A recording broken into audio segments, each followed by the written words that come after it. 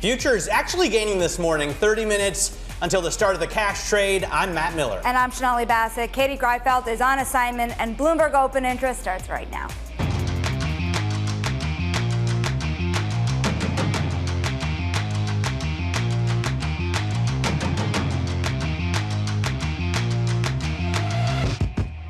Coming up, Tesla's shocking numbers. Elon Musk's EV behemoth posting another set of disappointing sales numbers. Plus, Trump's tariff tension, markets on the edge as the president delivers another surprise ahead of that April 2nd announcement, and division emerging on Wall Street. UBS and HSBC see more pain ahead for U.S. equities, while other strategists start to see signs of a resurgence. Let's take a look at where the markets are trading. As I said, we do have futures gaining. We've been looking at a relatively tepid trade this morning after the gains that we saw yesterday. But right now, S&P futures up 0.2%. As we get closer to that open, you can see the 10-year yield, little change, but about 435. So the yield steadily rising up from the 420 level. Some of the stocks we're watching today are focused on AI as senior foreign officials and tech execs push the White House to roll back curbs on semiconductor exports. NVIDIA, you can see right now trading down. It's only 0.2%, but when it is an almost $3 trillion company, that makes a big difference at the index level. Sonali? Says something about sentiment, too. I want to talk about another stock with very strange sentiment. Of course, we've seen significant declines. Tesla is kind of wavering in the pre-market, is now up. But look at the data here. This is what investors have been watching. In Europe, these are registrations, and they have dropped for 10 of the last 12 months as competitors gain market share. Now, the other problematic stat about this is that it's dropped a little more than usual, too. Matt, I know we're going to get into every angle of Tesla now, too. Yeah, absolutely. Let's discuss the state of Tesla right now with Bloomberg Global Auto Editor Craig Trudell out of London. Craig, we saw another 40% year-over-year drop, and as Sonali said, that's 10 out of the last 12 months where Tesla sales have fallen. Do we cite any specific reason for this year-long drop? Yeah, I mean, I think you have to look early this year at some pretty obvious factors. Maybe the biggest one that's entirely straightforward that even Tesla would not dispute is that the Model Y is changing over, and that means you need to take your production lines down. You need to update them for a redesigned vehicle. It's not unusual for some pause in production for such a transition for any automaker, even very experienced ones.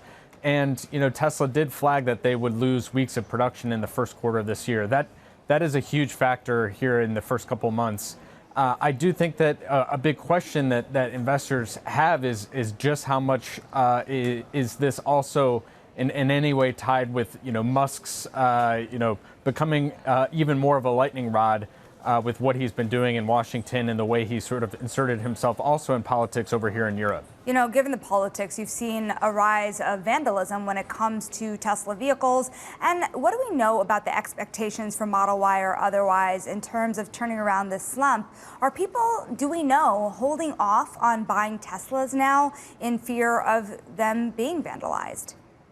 I mean, I think the Model Y, of course, is their top-selling vehicle. It's one of the best-selling vehicles in the world, regardless of powertrain, electric or otherwise.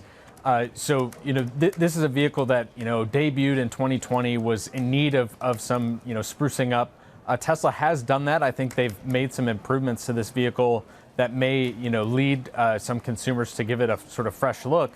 I think the question is when your vehicle is, as politicized as you can't really think of another sort of car or truck that is so synonymous with a particular person, quite like a Tesla and Elon Musk. And, do consumers want to have that tie? There's absolutely, a population of people out there who are still big fans of Musk, but they're also, he's an extremely polarizing figure. Craig, we thank you so much for your analysis. Of course, that is Bloomberg's Craig Trudell. And as we've been saying, Tesla shares are higher today, but they are still down more than 30% year to date. That is despite retail investors pumping billions into the stock in recent weeks. Bloomberg's Bailey Lipschultz covers markets for us. You know, Emily Graffeo made this great point to us last week about how you look at the ETFs tied to Tesla, and it's uncertain whether that is being used to fuel short interest or whether it's real buying. Well, when I talk to retail traders who are still buying this dip, and in 30% it's no longer a dip, I'd call that a pretty sharp sell-off, they're just believing that the long-term game for Tesla will work out. They're not necessarily betting on the robo-taxi or the humanoid robot. They're just simply saying, I bought Tesla a number of years ago. I'm up over 1,000%. Inevitably, this is going to go back up regardless of what we've been seeing from fundamentals. As you can see, it's up 1.5% today, but you're still dealing with choppy underlying fundamentals in terms of sales, not only here, but especially in Europe. How's the short interest look? It goes to Goes straight to Bloomberg the and criminal. 2.5%, I think. I don't know, which feels, I mean, this has always been a battlefield stock. And when you look at it, this is a company that, as you mentioned, fits into a number of ETFs. You have levered ETFs to the long and the short side. You have kind of a stock that for a while before it was added into the S&P 500 was really used by money managers to generate alpha. So you're looking at a battleground stock, a company that's worth, call it $900 billion.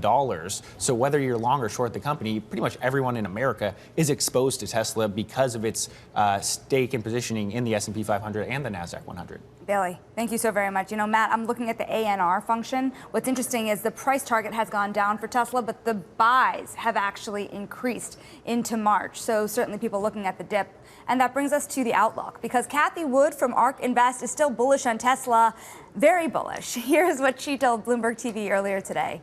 We think that robo-taxis will account for 90% of the value of the company in 5 years. And we're on record saying we believe in 5 years, the stock will hit $2,600.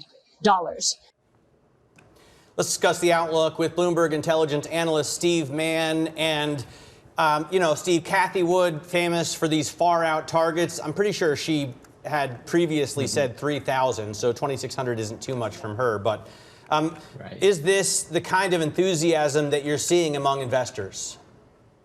Yeah, I am. I think, we're not allowed to talk stock prices, but I think if you look at the business fundamentals, I think this is the bottom. We are expecting, second quarter to be an inflection point for their sales, not just in Europe, but globally. Craig earlier talked about the changeover in Model Y. Personal experience working at GM, this is very common, right? And even in the second quarter, we may even see, April sales being a little bit weak because of the ramp up. But, if we're talking auto sales here today, I think auto sales at bottom.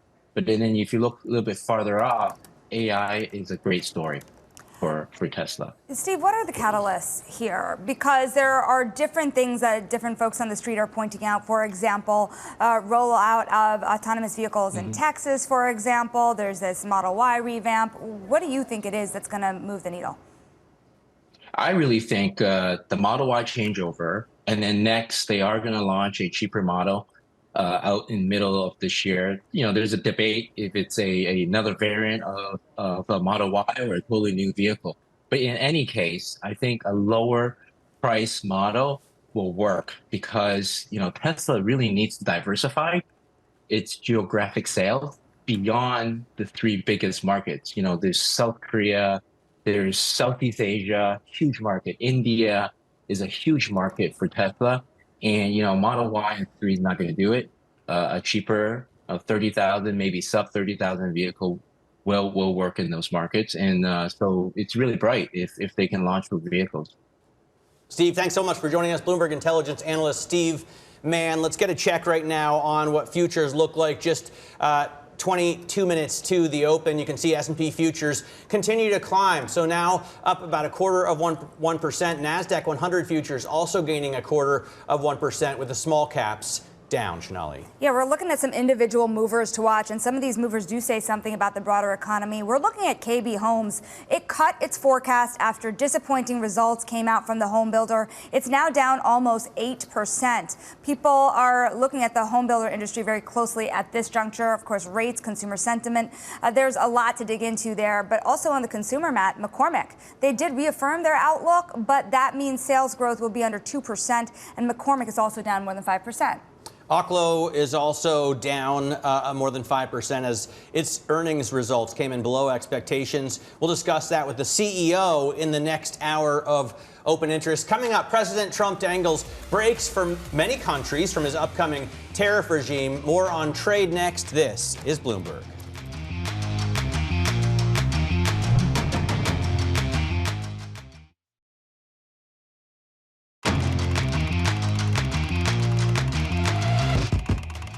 Let's get out of high interest to look at what's making headlines around the world. UBS Investment Bank says the visibly tiring U.S. consumer will drive a further 8% slump in the S&P 500. The strategist Banu Boeja saying that numerous indicators are flashing warning signs, and he expects the S&P 500 to drop as low as 5,300 points as analysts cut profit estimates, I should say, for the next 3 to 4 months. Big tech companies and some foreign countries are pushing the Trump administration to rethink a Biden-era semiconductor strategy as the U.S. prepares a framework for controlling artificial intelligence development around the world. The so-called AI diffusion rule, which restricts the number of AI processors that can be exported, prompted an outcry from tech giants like NVIDIA after Biden officials unveiled it during their last week in office. President Trump says he will announce tariffs in a separate story on auto imports in the coming days, and indicated some nations will receive breaks from next week's so-called reciprocal tariffs. He also repeated his threat to impose duties on pharmaceutical drugs in the very near future and said he planned to proceed with sector-specific tariffs on lumber and semiconductors down the road. Trump said his tariff rollout next Wednesday will focus on reciprocal duties, featuring rates on a country-by-country basis corresponding to tariffs and other trade barriers on U.S. products. Well, I may give a lot of countries breaks, but it's reciprocal, but we might be even nicer than that. We may take less than what they're charging because they've charged us so much. I don't think they could take it. In other words, they've charged us so much that I'm embarrassed to charge them what they've charged us. Of course, there's a lot to digest, so we're going to stay in Washington. Joining us for more details, Bloomberg's Tyler Kendall reporting from the White House. There are the so-called reciprocal tariffs. There's what he calls secondary tariffs, and then there's autos and potentially pharmaceuticals. What do investors need to know, and what's the timeline? Yeah, hey, Shanali. So at the moment, the timeline is fluid when it comes to those sector-specific tariffs, but President Trump appearing to confirm the Bloomberg News reporting that they will not come on April 2nd. He did say when he was outlining them that auto tariffs could be coming in the next few days, pharmaceutical tariffs could be coming in the very near future, and chips and lumber tariffs could be coming down the road. So that's sort of the timeline, if I can call it, that he outlined, but at the moment, auto tariffs appear to be next on deck. Then he said that some countries could be excluded come April 2nd. We know countries that have no tariff barriers, low tariff barriers, or run a trade surplus with the U.S. would be prime contenders for that. But that also, our reporting indicates President Trump is taking into account how cooperative or combative countries have been in negotiations. I'll point you to one happening today. The EU trade chief is here in Washington, set to meet with Commerce Secretary Howard Lutnick and also USTR Jamieson Greer. We know something this White House would like to see is a lowering in tariffs when it comes to U.S. auto imports into the EU. But important to keep in mind, Shanali, these negotiations also about those non-tariff barriers like value-added tax and the digital services tax too. Got to ask you, Tyler, about the big tech companies and foreign countries that are lobbying for a change to the chip export rules. Is the Trump administration listening? Well, this Trump administration has a particularly interesting relationship when it comes to the chip industry. Take, for example, that President Trump would like to revoke funding under the Chips and Science Act, taking more of a stick versus carrot approach when it comes to them trying to get more investment in the U.S. Now, this administration is keenly listening when it comes to chip companies trying to promise that they will move investment into America. Of course, that goes hand in hand with these conversations that we're having about tariffs, and that could be one potential sticking point as they look forward on this. Tyler, thank you so very much for all of your reporting. That is our own Tyler Kendall reporting live from the White House. Now let's look under the hood. Let's get an impact on stocks as investors are digesting the latest tariff threats. We're going to bring in Bloomberg's Isabel Lee to follow the moves.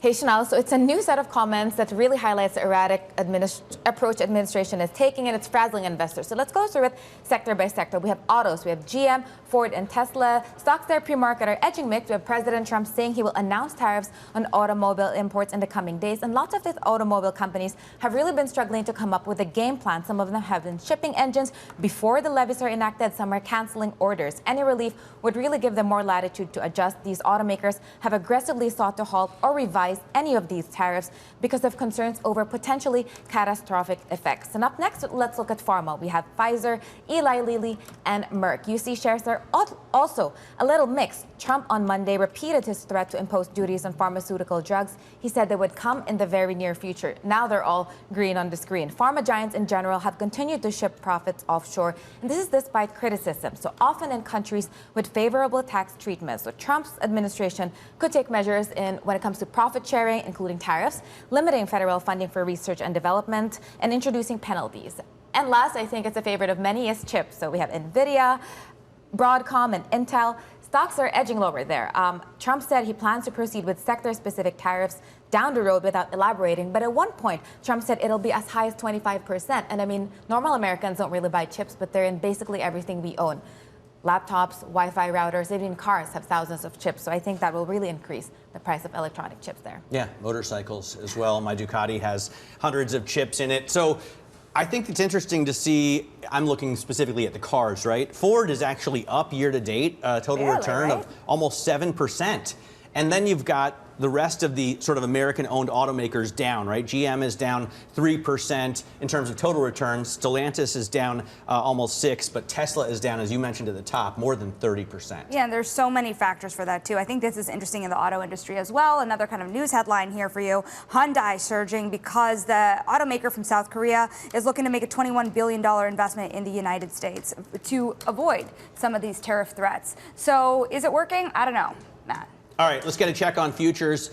Just about 12 minutes to go until the opening bell, and we still see gains on S&P futures, 0.3%. So really at the session highs right now after the gains that we saw in the market yesterday. The NASDAQ 100 futures are also gaining this morning. We had 2% gains there yesterday, and we're adding to those today. Less than 12 minutes to go, as I said, now 11 minutes to go to the opening bell. We'll discuss the shifting outlook from strategists next with Seema Shah of Principal Asset Management.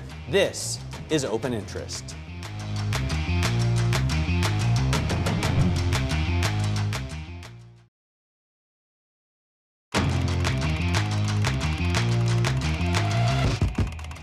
Division is emerging on Wall Street. On one side, strategists at Morgan Stanley, JP Morgan, and Evercore all starting to see signs of a bottom in this market. While on the other, UBS Investment Bank sounds the alarm, predicting a further 8% decline in the S&P 500, and HSBC's Max Kettner double downgrades, I should say, U.S. stocks to an underweight, citing risks to economic growth and numerous sources of uncertainty. Let's ask Principal Asset Management Chief Global Strategist Seema Shah to weigh in. She joins us now on Open Interest. So, Seema, I wonder if this divergence is split. European investment banks seem to have a real problem with the S&P and think it's going to fall further. U.S. investment banks are a little bit more constructive on stocks here. What's your view? Hi, Matt. We are a little bit more constructive. I wouldn't say considerably so, though. When we're looking at the global outlook, the US outlook, the thing that we know is that there is a ton of uncertainty out there. So do you want to be increasing your exposure, underweighting your exposure when you don't know what the next day is going to bring in terms of tariff announcements? Now, generally speaking, though, if we're looking out over the whole year, we're not expecting recession. We are expecting a slowdown in US growth. But we're also assuming that there's going to be a number of more growth positive factors being introduced in the coming months, which would be, a good offset to some of the downward impacts that we're seeing. But there's a lot of assumptions built in.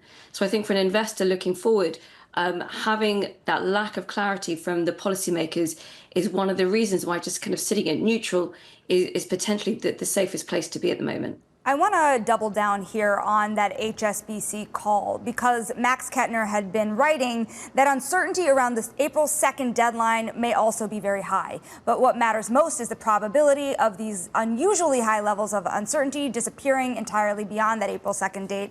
That probability seems pretty low in our view. UBS saying the same. April 2nd used to be this date where people expected that the tide would start to calm, but that seems like it's going away. It seems like people expect that this could be very volatile even past April. I would agree with that. I'm not expecting that to be the clearing event. It will be good to have some idea of what are the tariffs, particularly for Europe, what they're going to be. But ultimately, I think we've seen from the Trump administration that one announcement doesn't necessarily give you the certainty that investors are looking for. So actually, we are expecting certainty to be cleared up as you get to the second half of the year. But April the 2nd still seems fairly early. So I do think uncertainty is going to linger. But just it's worth remembering that, there's never been a US recession in history which has been triggered by just a lack of certainty. So you need to see some fundamental moves going on in order to really downgrade the prospects very meaningfully. Well, the consumer weakness seems to be the real problem here, Seema. Are you concerned about the soft data getting hard? Well, look, like you said, the softening in the data, we've got the consumer confidence survey coming out in a bit. These are all really important. But again, when you're looking at the soft data and the hard data, there isn't always a clear correlation where softening in some of the consumer expectation surveys start to actually translate to a weakness in the consumer spending moves. Now, we are expecting a softening, but in terms of the depth to which some of the confidence indicators have moved, I don't necessarily think you're going to see that being followed through in the actual hard data.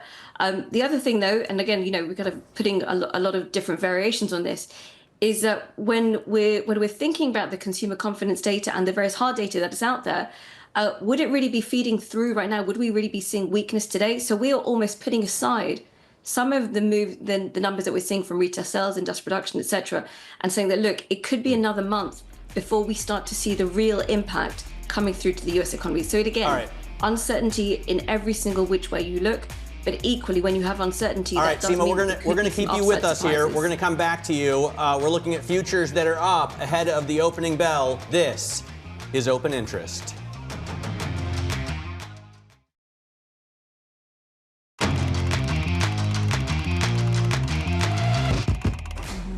Moments away from the start of trading, this is Bloomberg Open Interest. I'm Matt Miller. We are looking at futures that are rising today, even after the massive rally that we saw yesterday. The S&P was up almost 2%. It was the biggest gap higher on a Monday, according to Bespoke Investment Group, since 2022. And we're building on it now. Not huge gains, but you can see futures are up about 0.2% on the broader index. You hear the opening bell. If you look down on the New York Stock Exchange, Top Ships is ringing that bell. I'm not sure how reliable the chart is, but it looks like their stock is down 98% in the last 5 years. On the other hand, Cognizant ringing the bell, the NASDAQ market site. Over the last 5 years, they've done relatively well, returning in terms of total return about 76%, which is better than a stick in the eye, but not as good as if you had just bought the NASDAQ itself. A check on the live averages as they start to trade now. Just a few seconds into the trade, and we're seeing pretty much what we saw on futures, an outperformance of the S&P 500, adding almost 0.2%. The NASDAQ 100 adding about 0.1%, but really building on the 2% plus gains that we saw yesterday. The small caps right now, little change to down with a red arrow. In terms of the stocks that we're watching, Tesla was absolutely ripping face yesterday in the face of BYD outpacing it on sales. Today we have more bad news on Tesla, and the stock is up again. All right, it's only up 0.5%, but this after sales in Europe dropped 40% in the last month, and they dropped 10 months out of the last 12. Cathie Wood still bullish on the stock, saying she thinks it's worth $2,600 by 2030. Shanali, that's a little bit lower than her previous target of 3,000. Still a long way from 280. But to your point, dip buyers are coming back in. I'm looking at a different sector, of course, highly watched. Remember, tech execs are pushing the White House to roll back curbs on semiconductor chips. And this comes as the chairman of Alibaba said he's seeing the beginning of a bubble for AI data centers. He claims that data center investment announcements in the US are duplicative. You are seeing NVIDIA down 0.5% today. And Matt, as we know, this has been a massive gold rush on Wall Street. The question is, has too much money poured in too fast? We'll see. Duplicative is an awesome word. Duplicative. I'm going to start saying that more often. We are back right now with Seema Shah, Chief Global Strategist at Principal Asset Management. Seema, what do you think of mega cap tech? Obviously, that was the wind that filled our sails the last couple of years. It's been more of an air brake this year. But is this a cheap entry point? So look, it depends what your time horizon is. In the near term, we are seeing that the earnings numbers are trending downwards. Some optimism today, but generally speaking, people are worried that the lofty earnings expectations cannot be met. Now, if you're looking out over 5-10 year horizon, however, we're still very much of the mindset that technology will continue to be at the cusp of all of the productivity growth and future innovation. So we still are maintaining a strategic overweight, but certainly in the near term, we have got some concerns that you could see some further weakness for the Mac 7. You know, a little bit earlier, Seema, we were talking about how there has been a division on Wall Street on how much upside or downside there is from here. But one part of that thesis, I want to pull out what has been said by UBS on this in particular, because the consumer story seems to be of critical concern. When it comes to UBS, they say the U.S. consumer is tiring, and almost no hard data point was inflected infected positively, with the exception of U.S. durable goods. But what has happened since is the soft data has flattered to deceive. It's gone up and gone straight down. That is UBS Chief Strategist Banu Baweja. Do you agree? How much of a risk is the consumer, the U.S. consumer, at this juncture? Well, you're certainly seeing strains build up. We had been seeing strains even before the beginning of this year in some of the lower income households. And now you are seeing some of it creep through to the medium income. I think the high income households are still holding pretty firm. They have such a significant savings buffer built up over the last couple of years, given their exposure to equity markets and to real estate. So we're not too concerned about them. But certainly from our economic forecast, we are expecting there to be a slowdown in consumer spending over the next 4 quarters. But again, it's not moving into negative territory. So it's a slowdown rather than a kind of an all-out concern where it could really drive the U.S. into recession. Well, first of all, I want to shout out Levin Stom and Alice Gledhill, who wrote that story on UBS, and thank them for their work. And then kind of take a turn here, Seema, with you to the positive. The Trump administration wants to reduce regulations. The Trump administration wants to cut taxes, and that fairly soon. Is that going to boost the animal spirits for this market? Yeah, so within our assumptions where we see that the US economy slows but it skirts recession, we're assuming that in the second half of the year, you do start to see some of these more growth-friendly initiatives coming in. Specifically, deregulation is a key one.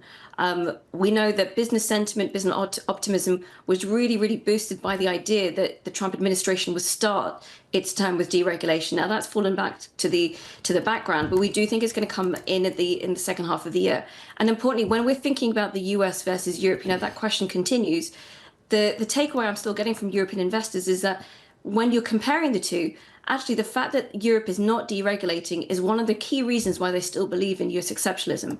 So that is a core part of the story, and it is one of the reasons why we're expecting the US to just slow down and not see recession in 2025. Seema, there are a lot of investors who are out there looking at the macro signals, but there's another group of investors who are looking at either technicals or just the direction of the trade. You look at a day like today, yes, the S&P 500 is up, but the sectors leading that are fairly defensive. It's energy up 1%, it's financial services leading the way, materials.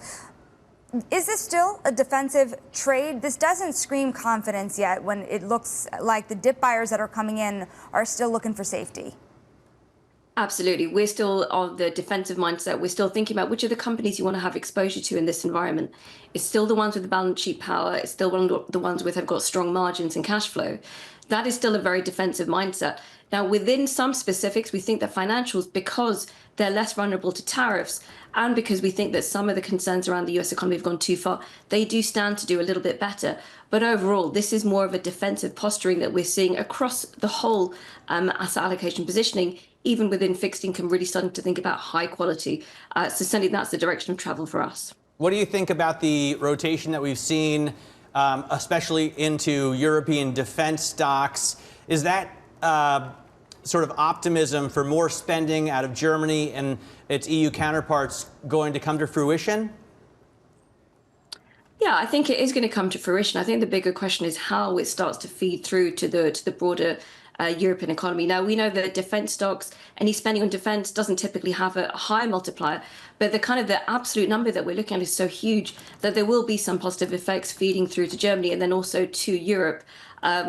But at the same time, that doesn't really feed through to growth numbers until 2026. So there could be a bit of a window where you see a pullback, where you don't see the economic numbers maybe turning up as some investors were hoping for in the near term. But certainly, if you're looking out of a 2026, 2027 horizon, these are better growth numbers feeding through from defense through to infrastructure and then to the broader economy. Seema, wonderful to have you today. That is Principal Asset Management Seema Shah. And coming up, KB home sales missing sales goal for the first quarter and cutting guidance as consumers pull back on home buying. We're going to talk about what this means about the U.S. consumer. Stick with us. This is Bloomberg Open Interest.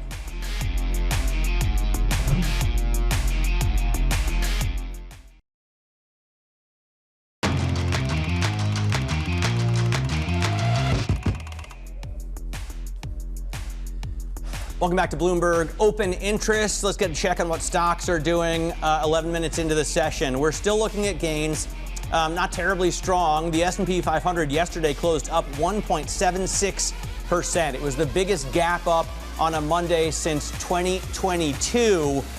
So 57.60 is where we pretty much finished the day. We're at 57.73 right now. The NASDAQ gaining about 0.2%, also ripping higher yesterday. Now trading well over the NASDAQ 100, well over 20,000 at 20,218, and the small caps lagging a little bit today. But basically some solid gains that look to be stable, at least in the first few minutes of trade. Shanali, let's get to some of the top calls for the day. Yeah, absolutely. Some of the analyst action in focus this morning. First up, we're looking at Carvana getting upgraded to a buy at Morgan Stanley. The firm says the pullback in shares creates an attractive entry point for the stock, and you are seeing it up now 2.6%, losing some of its gains, but still up.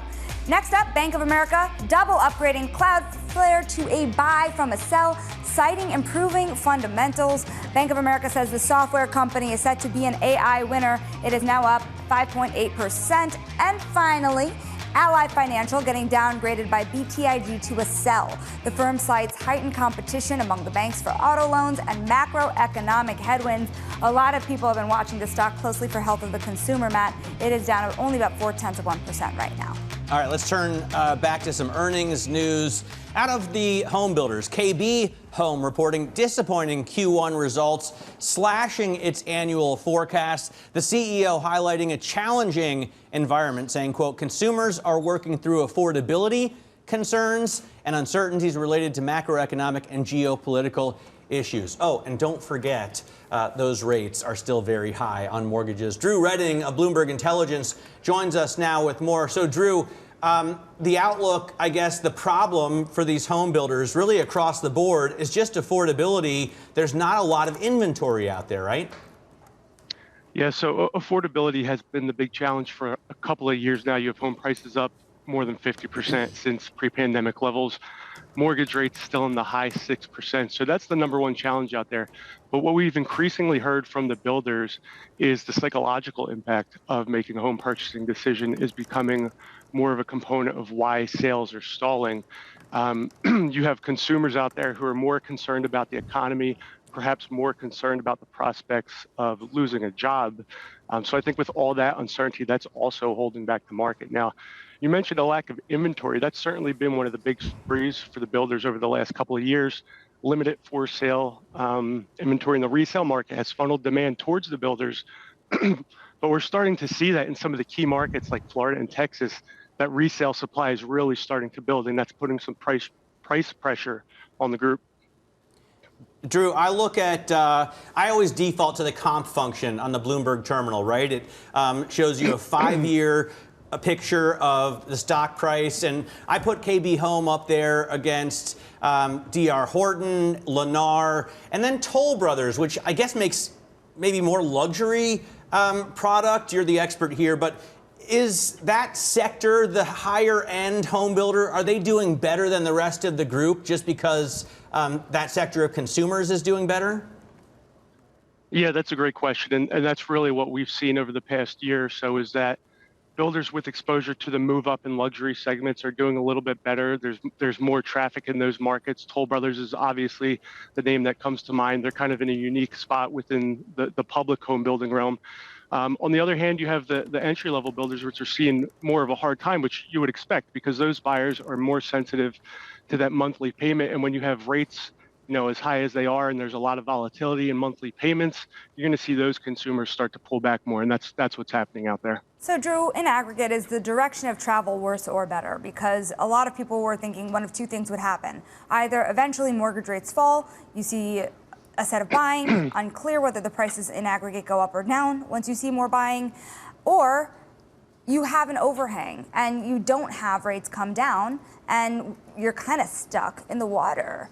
Where is your base case for where things go from here?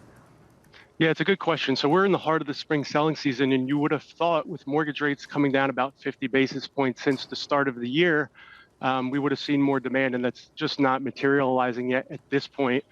And I mentioned, I think a lot of it has to do with the uncertainty that's out there with the broader economy, the employment situation.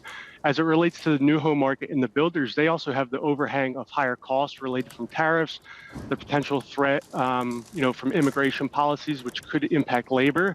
So there's a lot of headwinds out there for the group right now. All right, Drew, great to have you on the program. Thanks so much for joining us. Drew Redding covers the housing space for us out of Bloomberg Intelligence. At the top of the next hour, we're going to get new home sales, by the way, and the latest consumer confidence numbers from the Conference Board. Definitely some data you don't want to miss, and we'll bring it to you live as it breaks. Coming up, not guilty? The Journal reports that Boeing is in negotiations with the DOJ to withdraw its own guilty plea. That's because it thinks maybe this administration will be a little bit more lenient than the last. That's next. This is Open Interest.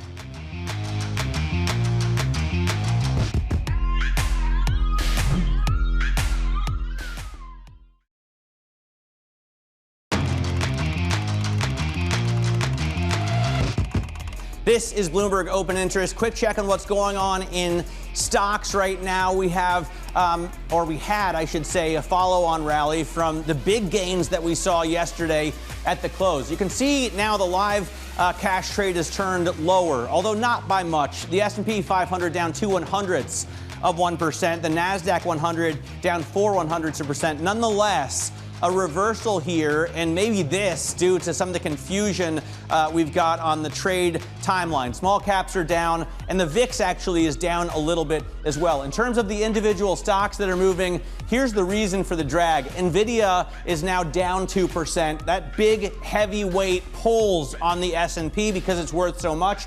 Tesla is now lower by 2.2%. Remember, at the open, it was gaining by about 2/3%. We still have green arrows on the biggest of them all. Apple rising, but only 0.4%. Google is also up 0.5%.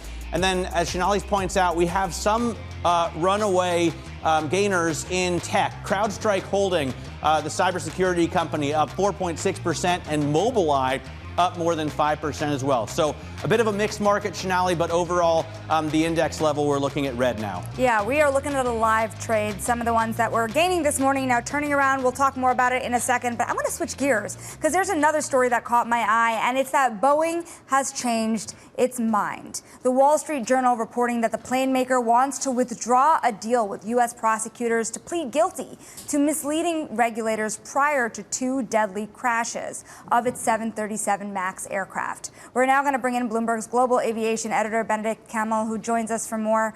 What's the timeline here and the prospects for them to revise their deal?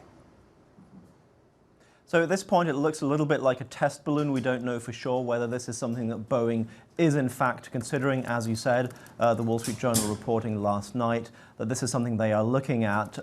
It's a really complicated back and forth. It's been going on, as you said, for years, stretching all the way back to those two crashes, one in late 2018, one in 2019, and as a result of that, Boeing was accused of misleading regulators, essentially, and was put in a penalty box for 3 years and said, okay, you can't do anything wrong for the next 3 years, you're on probation.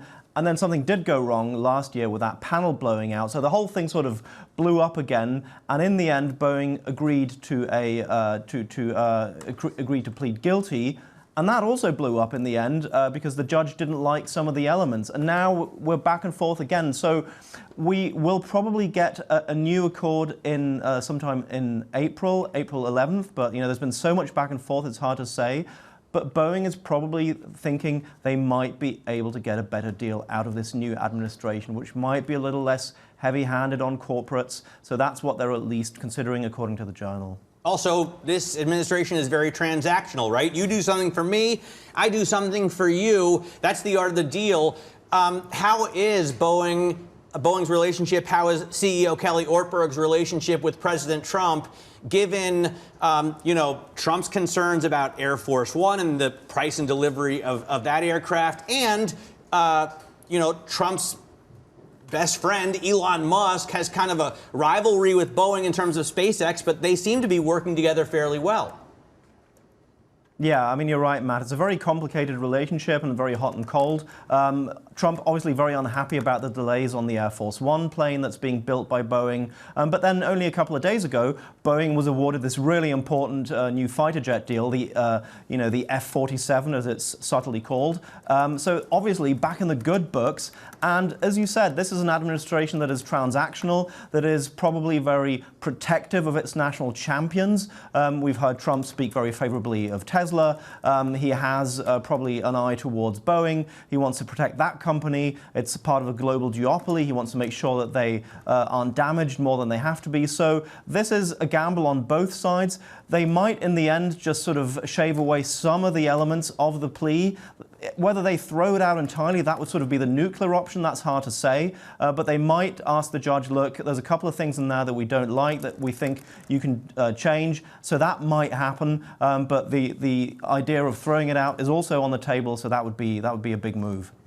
All right, Benedict, thanks for keeping an eye on all of it for us. Bloomberg's Benedict Camel will surely be back when we have more on this case. And Shonali, you're looking at the defensiveness in markets. We're not talking about Boeing and Lockheed Martin in terms of defense stocks, but when you see gains for utilities, when you see gains for consumer staples, then you know that investors are getting defensive. What do you see right now? It's interesting. You have to look at the different indexes. And the first half hour of the trade every day has been setting up to be extraordinarily interesting. Wow, that's broken down into 163 groups. Yeah, that's a lot of them. If you had less of them, you'll see that most of the major sectors are in the red today. Fewer. And then you can just type SPX L1 index to get fewer groups. Right, and energy is leading the way to the point of that defensive trade. Now, if you look at the Magnificent Seven, I think this is kind of interesting. You actually now have two stocks lower in the Mag 7.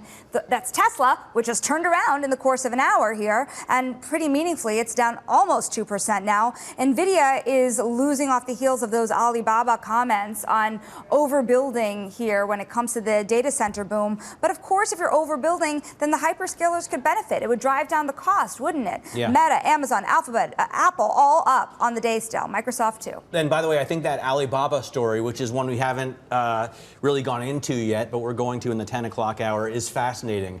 If you have Alibaba concerned about overinvesting, you've got signs out of DeepSeek that maybe people are spending too much. You had signs out of, I think, Xiaomi yesterday that they could spend 20% less on chips.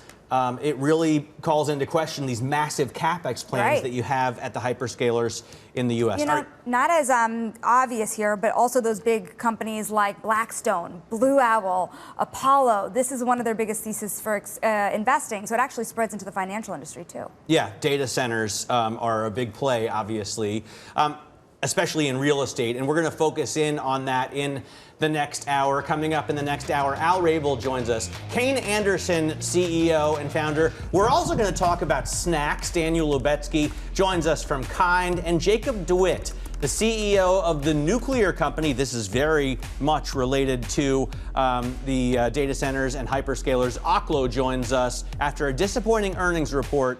This is Bloomberg. You're watching Open Interest.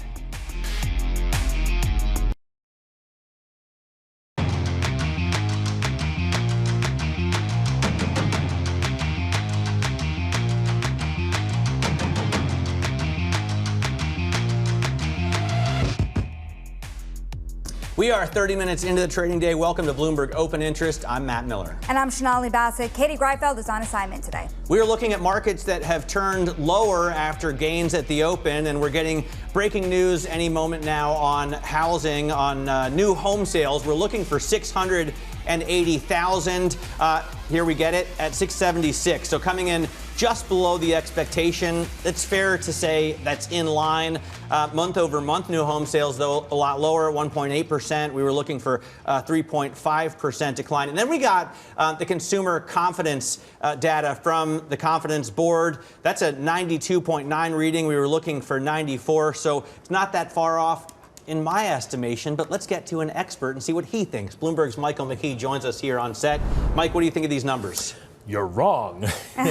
These are bad numbers. It was expected that we would see a drop to 94, but seeing a drop to 92.9, that is the lowest since the middle of the pandemic back in 2021. Wow. 2020, Let's get a chart of that. That is sick. So that is extremely bad news. Now, the other thing that we're seeing is that the prior month, the February number, was revised up from 98.3 to 100.1. So this makes it an even bigger drop. The present situation index actually drops to 136.5 from 138.1, and expectations drop to 65.2 from 74.8. So all the components of this are not good. And so it does suggest that consumers are being weighed down by the whole tariff discussion and what's been going on in Washington.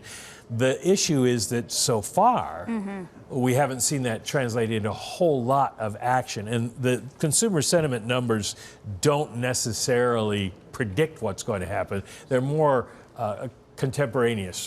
When you see them go down, you usually see a decline in retail sales kind of thing. Well, this is why we talk about soft data turning seen. hard, Yeah. right? We're waiting for that. I just sent the chart to the control room. We got, our boy Joe is out this week. And when Joe's not here, it's hard to get charts up on the screen. There it is. There it is. Consumer confidence.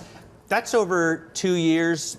And it looks interesting compared to what's on my screen. I've got a 10-year chart up, so it's it looks bad. a better picture. You can see in your, and people can just call that up on their Bloomberg, of course, and they can see that this is the biggest drop in quite some time. Well, the levels even look like getting out of COVID. So that, if I'm looking at this correctly, I'm looking at the same chart you are.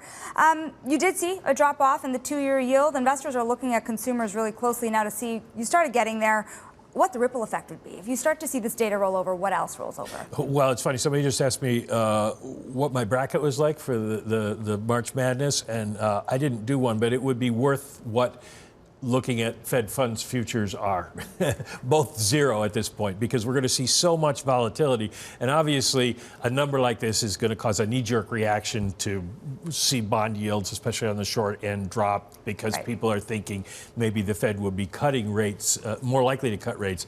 But unless we get some sort of signal from the hard data, they're not going to do that. And you heard in my interview with Rafael Bostic yesterday that they still see confidence among companies that their sales will be okay and that consumers aren't necessarily rolling over yet, and inflation is still up.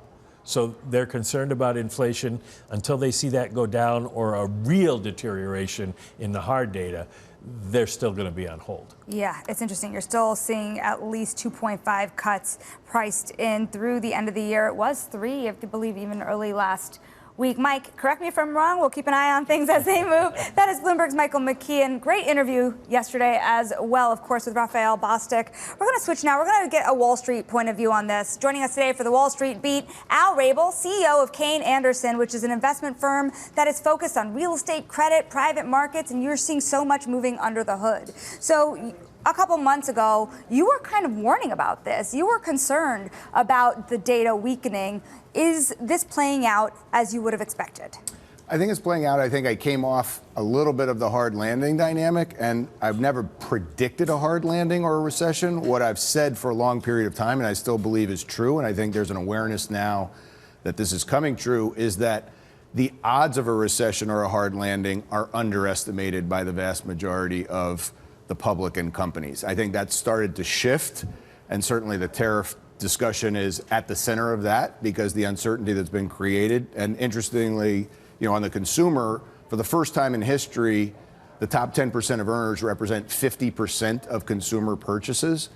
To me, that tells me that you've got a high correlation with the stock market in terms of the wealth effect. So if you saw the stock market readjust materially down, obviously we came down 10%, we bumped off of that.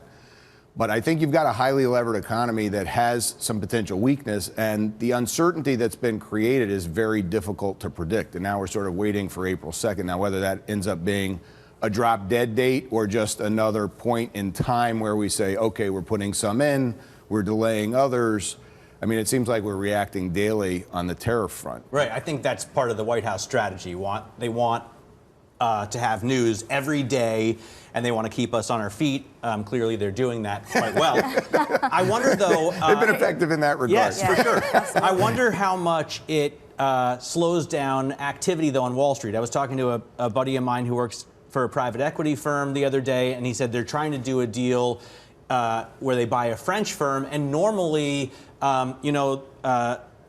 it would fly through the French bureaucracy, believe it or not. But right now, they're just at a standstill. And he said they talked to their French counterparts who said, you know what, we're not getting along great with you guys right now. So this isn't going to fly through. Are you seeing that in other places? Absolutely. So M&A has basically stopped. I mean, for all intents and purposes, nothing's happening. Taking it to real estate, where I spend most of my time, we're down across the board in terms of new supply, and the dynamic that exists in demand-driven asset classes where you have inelastic demand, so medical office, seniors housing, student housing, attainable housing, you've seen 40 to 60% reduction in new supply prior to tariff talk. And the difference between some of these asset classes and others where you have that are more highly correlated to the macroeconomy is you're seeing an inflection in demand. It's escalating at the same time that you're seeing a massive decrease in supply. So think about this, take it forward. The reality is you have a demand-supply imbalance today that is being exacerbated because how can you do a new construction project if you don't know the cost of steel, the cost of aluminum, the cost of copper? You can't get a bank loan, you can't get a general contractor to give you a guaranteed max price contract, you can't get a bonding company, so that's stopped too. So say more. What are the ramifications to that? We were talking about the tariff impact on the home builders, as you're talking about, but what does it mean for you if you're looking to get into the market, buy homes, buy other real estate, if you have that standstill? So I think what it means is it's an inflationary dynamic where we've seen 9 to 10% rent growth in seniors housing, in student housing, 5 to 6% rent growth in medical office, which I think if you play it out, you're not going to be able to deliver new supply to keep up with demand. So you've got a demand-supply imbalance, you've got escalating rent growth. The question is affordability. So, the reality is that this is actually, from my personal perspective and our funds, this is a great thing because this is a time of dislocation. Right. It doesn't feel like March or April of 2020, so it's not as draconian as that. But it is a longer duration dislocation because you've got interest rates that are sticky at a higher level. So I've said higher for longer for a long time, and we're at an over 4% 10-year Treasury. I'm old enough, you are as well, Matt, to know that that's not high, but it's high relative to the 2% that we had 2012 to 2022. So now you have all of this debt that's coming due that was financed at 3.5%, 4%. That's 7.5% to 8%. Painfully high for a young gun like me. You don't remember, Shah. I don't remember. You don't recall the days of... You don't recall. What are 4% interest rates? No idea. What a great rate 8% was. When we were kids, they were 19% mortgages. Al, I don't want to come off like a bleeding heart liberal. I love my big gas-burning V8 engines. I love Florida just as much as the next guy. But when you... especially in your space, when you see an increase in natural disasters, property destroyed in Florida, property destroyed in the Carolinas, absolutely ravished in Los Angeles.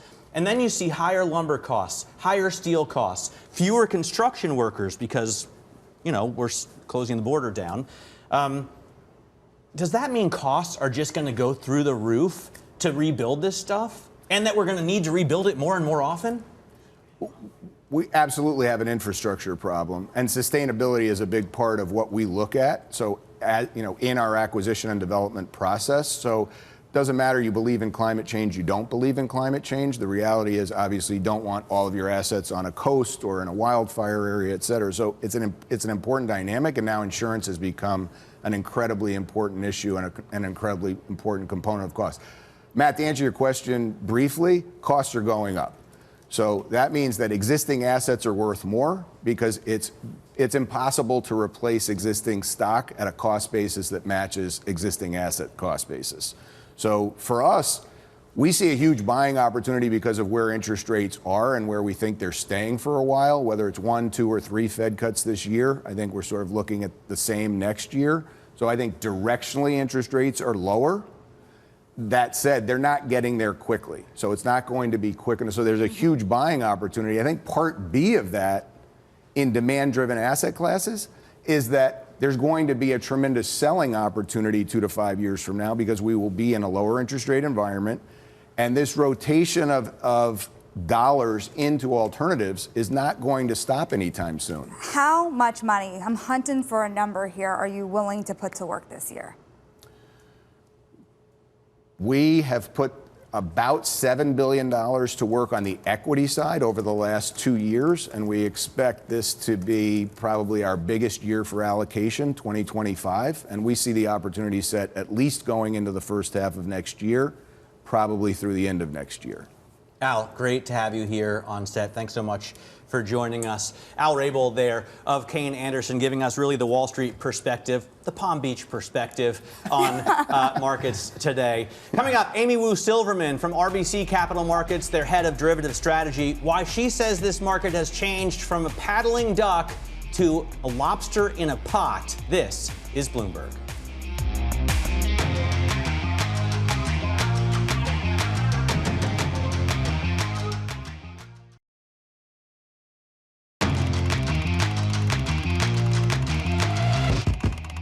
Let's get now to high interest to look at what's making headlines around the world. The Atlantic's top editor, Jeffrey Goldberg, said he was added to a group text in which top U.S. officials detailed plans to bomb Houthi targets in Yemen. The journalist says Defense Secretary Pete Hegseth shared operational details of forthcoming strikes, including targets and weapons the U.S. would be deploying. It looks like an extraordinary security breach from an administration that's already had issues with classified information in the past. Hegseth told reporters last night that, quote, nobody was texting war plans. Alibaba's Joe Tsai is warning of a potential bubble forming in AI data centers. Shanali was pointing this out earlier. Tsai says the pace of development may outstrip demand. The chairman of Alibaba expressing concerns about projects that are being built without clear customers in mind and criticizing U.S. tech firms for their massive spending on AI infrastructure. Alibaba itself plans to spend $53 billion on it.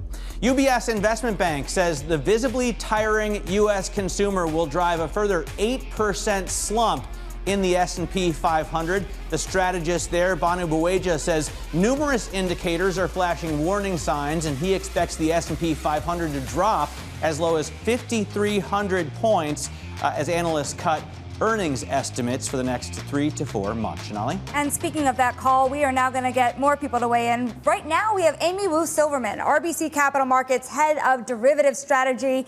Derivatives. It's very tempting to go to the technicals with you, Amy, and the emotions behind the VIX. But I do want you to weigh in on what you think about this macro story. You saw consumer confidence data at the top of the hour come in weak, really at the weakest level you've seen in years. You are seeing more and more strategists warn that this is really the canary in the coal mine here for this market. Is it concerning to you? Look, it's very concerning to me, and good morning. But when you start going back to those stats and those technicals you mentioned, they show a relatively sanguine story right now, Sonali, but that's partly because, we're over this hump of a March expiration. We're over this hump of a lot of hedging having been monetized because we have seen a move in the S&P. And right now we have this April 2nd potential tariff story rejiggering the narrative right now. And the question is this potentially another orderly sell-off? That's the word that we've been using in derivatives. Or is this a potential for a gap down? And the fact that we haven't really had that convexity in this market has made it feel, I think, year to date still quite orderly. Why do you use the phrase lobster in a pot? What kind of data do you see coming in that shows you we're boiling and maybe not even noticing it?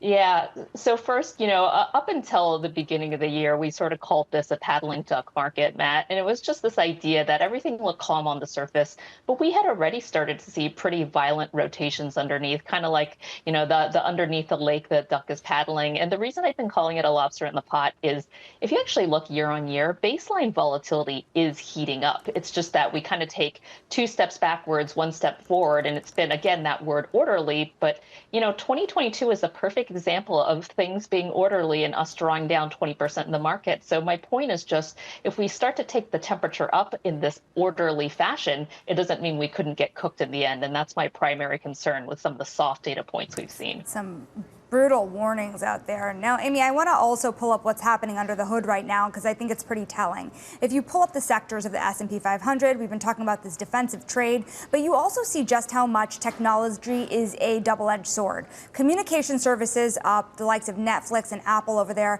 but let's click through to utilities. These are a lot of names here that are tied very closely to the AI story. If you look even further down, Vistra is your biggest loser in that index. Constellation, these were darlings last year. So if you believe in what Alibaba is putting down, this idea that maybe the data center boom is a little oversubscribed, then how bloated are these valuations that you're seeing tied to the AI story? Yeah, not only do I think that's a great question, I think it plays into the concerns that we are seeing in our own thematic basket. So when you look at the AI story, obviously that thematic basket is down year to date, but then the AI adjacent, so going back to the data centers, the utilities that you're talking about, those have been hit hard. The reason I think it's concerning is it's not just about the rotation, again, back to that paddling duck, it's about the idea that typically, these have been places where folks like to hide. You think about what the flight to safety trades have been. They actually have been to Mag 7. They have been to utilities. When you don't have that places to hide, I think you do get these larger super stories. So this end of U.S. exceptionalism or this vaster rotation out of the U.S. completely. And so right now, when we look to the options market, these skew levels, these hedging levels, again, they're high, but they're not historically all that expensive. I think these are times to reload when you have the VIX sub 20 right now, but that overarching story has not changed in terms of the downside we could see this year. A lot of, I guess, retail investors apparently reloading on Tesla, according to JP Morgan data. In the 13 trading sessions through Thursday, $8 billion was pumped into that stock while it fell 17%. We were looking at the short interest on the Bloomberg terminal today, Amy, and it's only 2.4%, which is still surprising to me, but I would guess there's more under the surface on a stock like this. Are people not shorting? Are people not hedging this market? So, when you talk about a name like Tesla, Matt, I think you just have to put it in its own bucket. I would say that's true for anything that is a retail fan favorite, because we actually see the opposite in terms of volatility landscape for these names a lot of the times. These are names that retail have been trained to buy. This is a post-2020 story where typically when you're long stocks, you hedge. This is just not the case in certain stocks, AI stocks, meme stocks, Tesla. And so what we're actually looking for is if you start to see those call options outweighing the put options, that could actually be the beginning of a FOMO, YOLO cycle, which has actually driven upside. We do not see that yet, but we watch those signals very closely because when that does happen, that could tell you that there are potential rallies starting, particularly in these names that, again, are these retail fan favorites. Wishing, waiting, hoping for that YOLO market to come back. Love it. Amy Wu, thank you so very much. That is Amy Wu Silverman of RBC Capital Markets. And still ahead, we're looking at Trump Media and Technology Group working with Crypto.com on a lineup of Made in America investments. We're going to give you details on that next. This is Bloomberg Open Interest.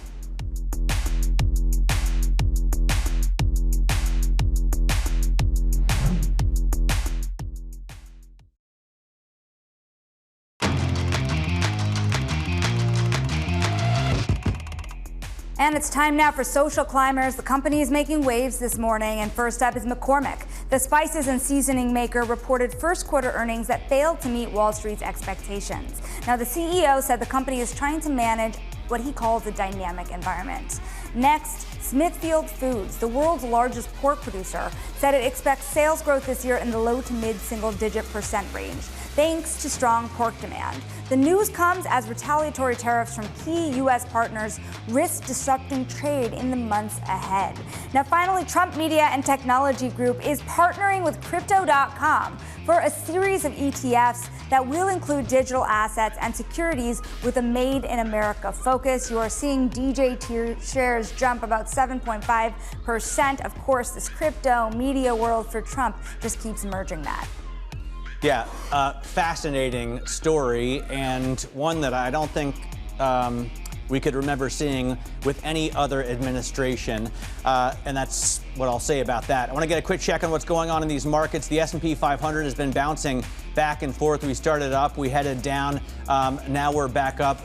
Really surprising, I'd say, after that consumer confidence number dropped to the lowest we've seen since 2021. The NASDAQ 100 also powering higher 0.25% after the big rally that we saw yesterday, and the 10-year yield coming down a little bit. That's a turnaround from the gains that we saw in the yield at the open just an hour and 25 at the open of the show, an hour and 25 minutes ago, right now at 431.91. When we come back, we're going to talk to the founder of Kind Snacks.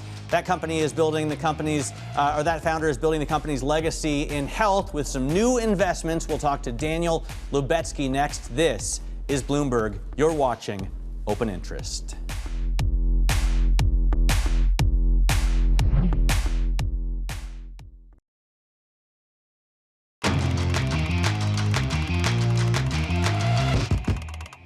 Let's get a quick check on what's going on in these markets because they've turned around from drops. The S&P 500 now up 0.25%, the NASDAQ 100 rising 0.75%. And we're looking at some pretty interesting moves under the surface, as Shanali likes to say. I don't know if that's a Sarah McLachlan reference or Amy Wu Silverman, but we have seen some consumer staples stocks sold off in this market. Obviously, NVIDIA is the biggest weight here. Right.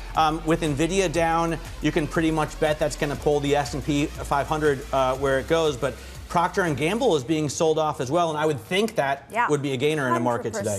Yeah. You would think that people will still buy toothpaste even if the economy turns. So Colgate also actually down on the day. Some things that are also moving under the surface, speaking of things that have very volatile sentiment, Tesla is now down about 0.4%. Now it's off of session lows, but it was up to start the trading session, wasn't it? So even sentiment flipping there. NVIDIA now looking at a decline of more than 1.2%. These are two stocks really being impacted by the Tesla data that we saw over in Europe of another steep decline in sales. NVIDIA reacting to the Alibaba news. Remember, the Alibaba chairman said he's seeing the beginning of the bubble for AI data centers.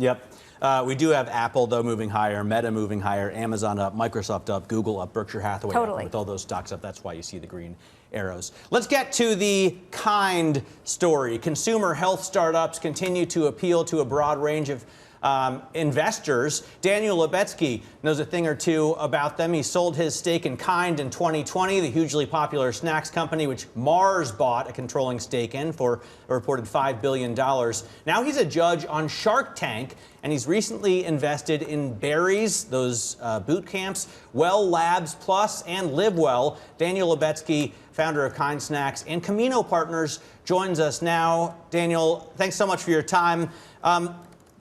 What is the consumer willing to spend money on right now? Because we just got some very bad confidence numbers, but it looks like anything related to health and fitness is still a big buy. Yeah, hi, Matt. Absolutely. I think we can all confirm in our own lives, beyond groceries and gas, our healthfulness is the most important thing that we have, our family's well-being. And I think that's, as we age, this is a big opportunity for entrepreneurs. What do you think about the types of consumers that are able to still spend in this market? Barry's Boot Camp, very popular here in New York City, but you think about these memberships for fitness clubs, and they tend to be more immune to problems because of that higher-end consumer. Yet there are people who are worried that even the higher-end consumer is going to be hit in this market. Where do you stand on this? Hi, Sonali. I think what we did at Kind is find a premium product that we didn't need to sacrifice. It's nutritionally dense nuts, so they cost $3 to $6 per pound compared to refined flours and sugars that cost 15 to 25 cents. And we committed to continue working till we had enough scale that it could be a luxury that could be affordable by tens of millions of people every single day. And that's our goal with all of our investments, to find high quality, long-term value propositions that people will know are actually benefiting their lives and that can scale. So in the case of Barry's, we have a premise that it's going to be able to expand beyond its 20 plus locations in premium cities into more suburban areas, and so far the evidence shows that it does have the ability to scale. But at the end of the day, there are other solutions also for people to maintain their fitness, to sleep better, to eat better, that they can do at home. So how does the consumer, Daniel, look to you? I mean, I guess people are willing to spend until they just can't, right? And we see bank balances dropping. We see debt levels rising. At some point, is this consumer too stretched to spend the money on a Barry's Boot Camp? My experience is that when you have an extraordinary product or service, it stands through recessionary times. My personal experience with Kind is that we grew triple digits every single year, even through the financial crisis, even through all these recessions, because it was the right product at the right time, solving a problem the consumers had. And so I think all of these issues are extraordinarily important, but in fast growth companies with compelling propositions, they tend to withstand gravity and transcend inflationary pressures, transcend pressures from the economy. I think those issues are very real. I do think that our country as a whole needs to get its debt in order, needs to manage both our personal and national finances better. Our focus as investors is to find companies that we don't need to, we have plenty of things to worry about as entrepreneurs. We just want extraordinary teams, extraordinary execution, extraordinary products. And my experience is that they will outperform in any market. Yeah, and we certainly see the data really starting to turn around. When you look at the national aggregate data, you are seeing that drop off with consumer confidence just this morning coming out to the lowest level since just after the pandemic, really. You know, I do want to switch gears and talk about what you're addressing here, specifics for entrepreneurs in terms of challenges in the current environment. Because if you look at the public market as any guide, you have seen investors really sour on smaller companies. So what is the biggest issue here? Is it tariffs? Is it the tax policy uncertainty? What advice do you give entrepreneurs at this juncture, given all the macro uncertainties under the changes under the new administration? Well, I personally am completely overwhelmed and confused, both in my investment strategy and in my life. I wonder where we're heading. Sometimes I'm excited, sometimes I'm depressed, sometimes I'm excited and depressed. The uncertainty is real and it's paralyzing. You can paint a very good picture of how things are actually going to work out really great for America, paint a good picture of how this is the end of times. And the truth is that these things are uncertain. The only advice that I can give is focus on the things that you can control and then outperform so that you make up for any of those other pressures from society. And then you just wake up earlier, go to sleep later, outwit, outwork, outperform. And the United States has the best economy historically, and my belief is that that's going to continue. And we as entrepreneurs have that incredible free market where every one of us can put in excellence and deliver excellence and then get excellence out of it. And that's what we need to continue doing. And we need to make sure that we retain a free market where rule of law matters, where nobody's above the law, where every one of us can say what we want to say. We don't self-censor ourselves either because the far left intimidates us or the far right pushes us down. And we just need to maintain that entrepreneurial spirit where the best ideas rise up. And that's how I ran Kind for 20 plus years. I sold my final stake this last December. Now we're fully focused on deploying those resources to invest in the next Kind, to find companies in the longevity space, broadly defined, where people can eat better, sleep better, recover better, do fitness better, look better, and as we're living longer years, make the best out of that. Daniel, do you see a place for, or are you interested in investments in technology and AI? You know, Kind is a recipe that was good for you and people liked, or better for you and people liked. Barry's Boot Camp is, at the end of the day, you know, an exercise class that doesn't really use anything high tech, any gizmos or gadgets, none are really necessary. But do you think, you know, something like the Whoop or the development of AI is good for fitness? And do you see any investments there? Yes, that's a sweet spot for us. We're very excited. I would just say that I do think AI is very, very real. I was at a conference last week with some of the greatest minds there, and it is fascinating what's happening. It's definitely going to transform our world. It is real. I also would say that every guy and their great-grandmother put AI after their company, and at some time that becomes gimmicky. If it's real, great. Use AI. It's very real, and it can really transform society. But sometimes people need to eat. Sometimes people need to exercise. And our opportunity is to find places where we can use, ideally, technology and AI to make those real-life propositions better. But sometimes you just need a Kind bar, and it's not going to have an AI algorithm in it. And, you know, I built it from $10,000 to a $7 billion company without the need for AI. So sometimes we as investors, like, just run after the same thing. And when somebody zigs, you need to zag. So I will follow. I invest in funds for AI because I'm not the smartest guy out there. Some of these companies are going to get clobbered. Some of them are going to transform society. So I trust the smartest funds to invest in AI. But I try to find the best CPG companies, the best longevity companies where I can touch and feel and sense that they're providing a long-term value proposition. You know, Matt and Sonali, one of the biggest problems in today's society is the lack of trust. Yet you don't know what to believe in media. You don't know what to believe in social media. You don't know if you can believe the claims that companies are making. You don't know if you can believe the government. It is terrifying. And we as entrepreneurs, as brand builders, as brand guardians, need to recognize the power that we have with our brands to help people trust us. That's where the huge difference can be made. Daniel, we thank you for joining us today. We thank you for all that advice you have for entrepreneurs out there, of course, navigating a very tough environment. That is Kind Snacks and Camino Partners founder Daniel Lubetzky. Thank you so much. Now coming up, shares of Oklo are falling after reporting its latest results. We're going to bring in the company's CEO next. This is Bloomberg Open Interest.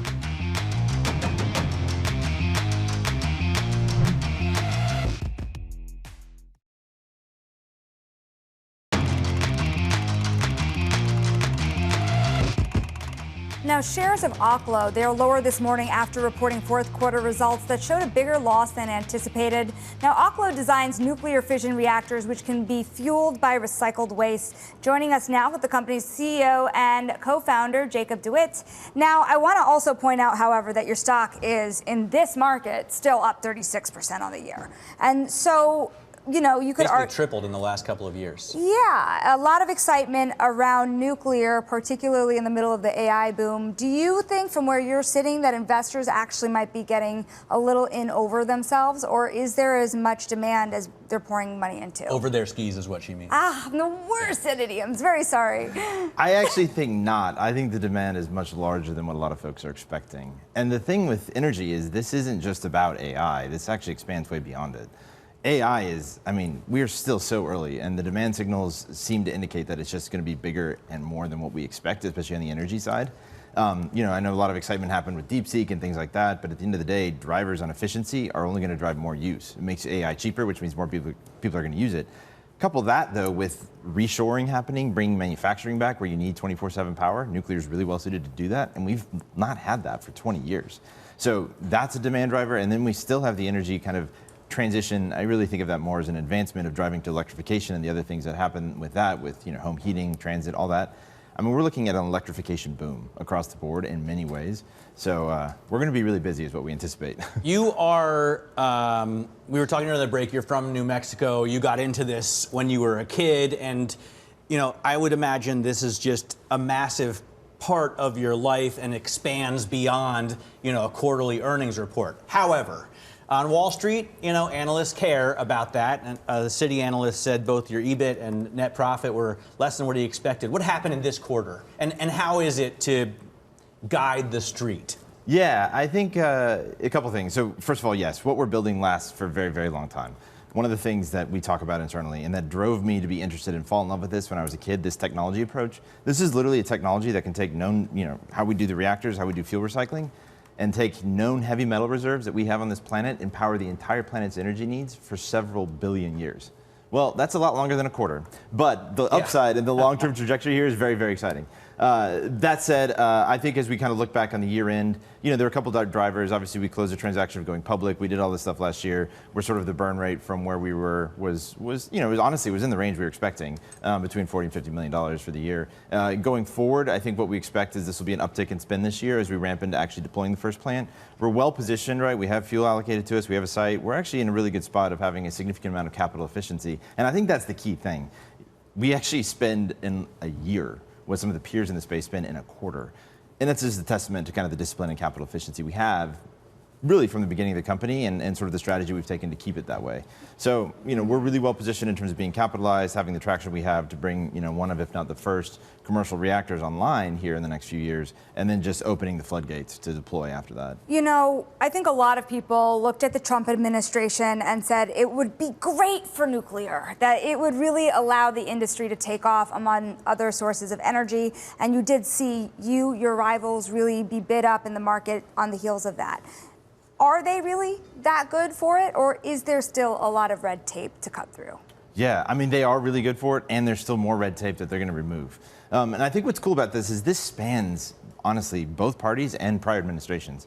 From Bush, George W. Bush, President Bush there, to President Obama, to President Trump on first term, to President Biden, to President Trump now. There's been this ratcheting and escalating support for nuclear. What we see now, though, is this interesting confluence where you have the demand drivers so powerfully lining up that need the power, that need the reactors, couple that within an appetite to take a whole of government approach on actually getting sort of these regulatory inefficiencies out of the way and modernizing what's happening. And we're in the early innings of seeing the activity here. That's at the big government level, but what about the local government level, the small government, let's call it, when you have consumers maybe pushing back, that they don't like, for example, the air raid sirens that might come with some of these reactors, not naming any names here, or other reasons that they would not want a nuclear plant in their neighborhood? I wanted to ask a similar question. I think what you're saying is there's an emotional response to nuclear, right? I had a professor at Denison, Ron Santoni, who was a fantastic philosopher, but very much against this. And I've lived in Europe where the Germans, there's an emotional sort of fight against nuclear. But you got your PhD at MIT, so you have a scientific basis for this. You have a mathematical basis for this. Which one wins out? Well, I fell in love with it with my heart before I could do calculus when I was a kid. So it's emotional for you too? Yeah, you think about it, right? This is what sort of the future looks like. You can take a golf ball of uranium metal and power your entire life's energy needs without carbon emissions and do so more economically, sustainably than anything else. I actually think the world is shifting radically here. One of the big trends that's moving hearts and minds is as silly to say, as silly as it sounds, is the internet. People can go look up the facts and say, wow, nuclear is one of the safest, cleanest sources of energy there is. So more and more people are actually getting excited at the local and state level. I mean, you look at states like Texas and Utah just as examples, others as well, saying we want to do this here and we're going to do everything we can to bring nuclear to our states and build it. And you have communities standing up being like, we want this here now.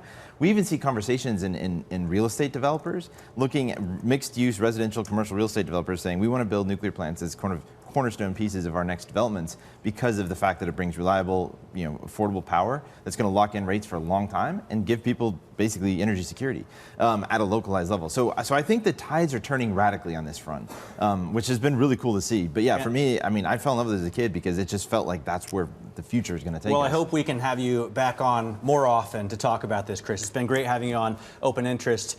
Oklo co-founder and CEO Jacob DeWitte. All right, let's take a look at some headlines that are breaking across the terminal here. The U.S. and Russia agreeing to implement a ban on striking energy facilities in Ukraine. The U.S. says it's working with Russia toward durable and lasting peace in Ukraine. We know that they're having these talks in Saudi Arabia, and this is something I guess we can talk about with Cathie Lyons, co-anchor of Balance of Power, in the next block. Yeah, absolutely. A little bit more from the statement that they say from the White House, in line with the presidential level discussions between Trump, Zelensky, and of course the Ukrainian delegation. This was some of the outcome. We will bring you more on that. Stick with us. This is Bloomberg Open Interest.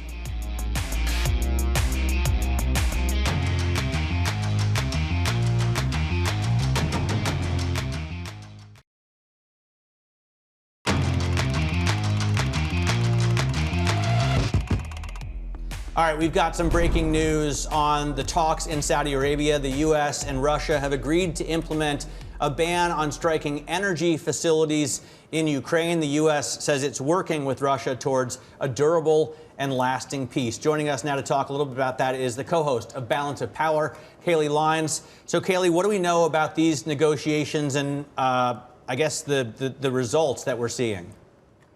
Well, these negotiations have been lengthy in Saudi Arabia. U.S. and Russian officials talked for about 12 hours yesterday, and we got a readout from that, which, as you say, Matt, says they are working on developing the measures for implementation of the energy infrastructure ceasefire that had already been agreed to for a 30-day period. Clearly hasn't actually fully gone into effect yet. And we actually spoke with the U.S. ambassador, Ukrainian ambassador to the U.S., Oksana Makarova, about that yesterday on Balance of Power. And she was very unspecific as to the actual implementation of that. But that does seem to be a sign of forward progress. They also talk about the implementation or the assurance of safe navigation and the elimination of the use of force in the Black Sea and preventing the use of commercial vessels for military purposes. The language in the readout on the U.S. and Russia talks is exactly the same as the language on the separate readout from U.S. and Ukraine talks, which continued in Saudi Arabia today. They both have agreed to that assurances in the Black Sea, but it is underscoring once again that these talks are still happening separately. The U.S. and Russia